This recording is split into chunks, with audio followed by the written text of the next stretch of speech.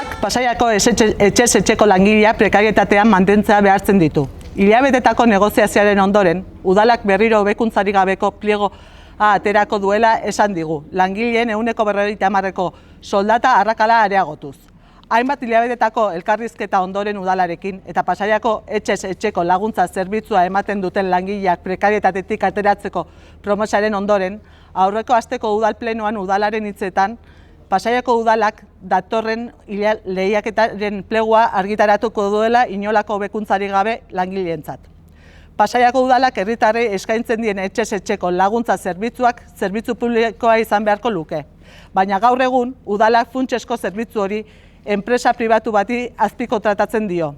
Horren ondorioz, emakume langileok oso lan baldintza eskasak ditugu eta diskriminatuta gaude. Etxez etxeko laguntza zerbitzuko langileok soldata prekarioak kobratzen jarraituko dugu.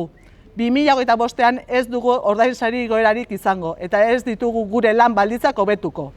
Hori da errealitatea. Udalak hartutako erabakiaren ondorio zuzena. Genero arrakala areagotzeko erabakia hartu du. Zaintza esparrua ezinbestekoa delako. Zaintzarekin negoziaziorik ez.